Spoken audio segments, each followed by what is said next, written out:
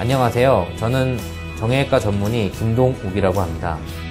오늘 무릎의 퇴행성 관절염과 어깨 질환에 대해서 말씀드리겠습니다. 우리 몸의 관절들은 그 뼈를 이제 연골이 덮고 있습니다. 그러니까 일종의 그 뼈를 보호하는 연골이라는 게 있는데, 그러니까 나이가 들면서 이제 관절을 많이 사용하게 되면 그 이제 연골이 닳게 됩니다. 그 마모가 된다는 뜻인데요. 마모가 되다 보면 이제 그 뼈가 노출이 되겠죠. 그렇게 되면서 그 부분이 이제 좀 염증도 생기고, 특히나 이제 연세가 드신 분들은 또 이제 관절을 싸고 있는 그 활액이라는 막이 있는데요. 그 막 안에 그 활액의 생성 능력이 떨어져요. 그렇기 때문에 관절염이 좀 더 많이 오게 되는 거고요. 그리고 또 하나 이제 상지 쪽에는 관절염이 적은데, 그 이유는 우리가 그 체중을 부하지 않기 때문에 관절염이 적은데, 이제 무릎이 제일 관절이 많죠. 무릎이 이제 아무래도 체중 부하가 많이 되고, 그 다음에 발목 같은 데도 체중 부하가 되기 때문에 그런 쪽에 관절염이 더 많이 생기게 되는 것입니다. 무릎 관절에서 가장 퇴행성 관절염이 많기 때문에 이제 무릎 관절 기준을 말씀드리면, 일단 무릎 관절염은 4단계로 나눌 수가 있어요. 1단계는 이제 연골이 닳기 시작하는 단계, 2단계는 이제 연골이 닳아서 관절 간격이 좁아지는 단계, 3단계는 이게 간격이 많이 좁아져서 거의 닿는 단계가 있고요. 4단계는 이제 염증이 심해지면서 뼈끼리 닿다 보니까 이게 뼈가 막 자라나고 그 뼈가 변형이 오는 단계까지 일어납니다. 그래서 사실 4단계까지 가게 되면 사실 수술밖에, 인공관절밖에 방법이 없어요. 지금 현재 단계에서는.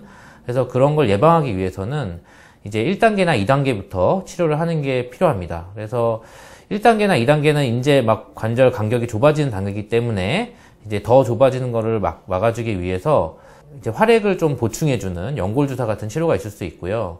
그 다음에 운동을 해야 됩니다. 운동은 이제 수영이나 자전거 같은 운동이 좋고요. 그 다음에 집에서 할 수 있는 운동으로는 이제 그 허벅지 근력 운동, 이제 다리 들기가 있는데요. 다리를 쭉 펴서 허벅지에 힘을 주고 그렇게 한 6초에서 10초 정도 한 다음에 내리고, 이거를 하루에 한 100회 정도 하면서 허벅지 근력을 키워주면 이제 무릎 관절염 진행이나 예방에 도움이 많이 됩니다.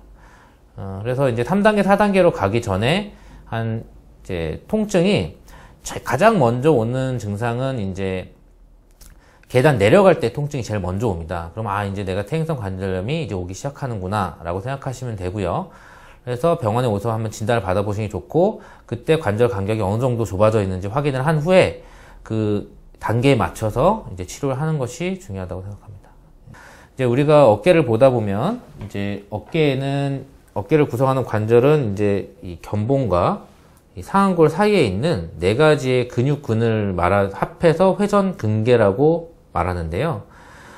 흔히 찢어지는 그 힘줄은 이 회전근개 중에서 이 극상근이라는 힘줄이 제일 많이 손상을 받습니다. 그 이유가 뭐냐면, 이 견봉하고 상완골 사이에 이 극상근이 있는데 이게 잘 찢어져요. 그래서 많이 쓰다 보면은 이 간격이 좁기 때문에 닳게 되고, 많이 닳으면 찢어지게 됩니다. 그래서 찢어지기 전 단계를 극상근 증후군이라고 하고요.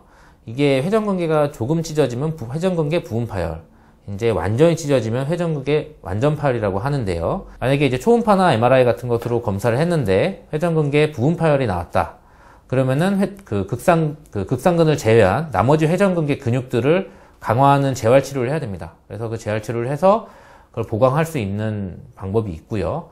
만약에 완전파열까지 진행이 됐다면 그때는 수술을 해야 되는데요. 대개는 그 전에 증상이 나타나기 때문에 병원에 찾아가셔서 증상을 상담하셔서 진단을 받고 치료를 하면 완전 파열되기 전에 치료를 받으실 수 있을 것 같습니다.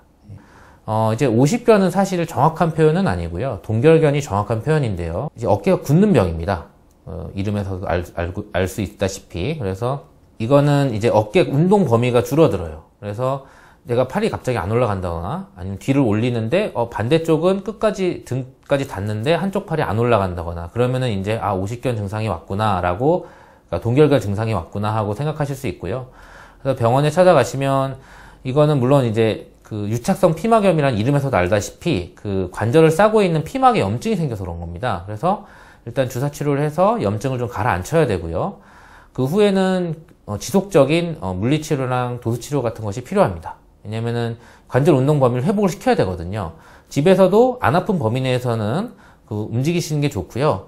그 다음에 물리치료와 도치료를 통해서 그 줄어드는 그 관절 운동 범위를 회복해야지, 만약에 그 치료를 안 하시면 나중에 그 통증이 없어졌을 때 그 관절 운동 범위가 작은 채로 남을 수 있기 때문에 꼭 병원에 오셔서 상담하시고 물리치료와 도치료를 병행하시는 것이 도움이 될 것 같습니다.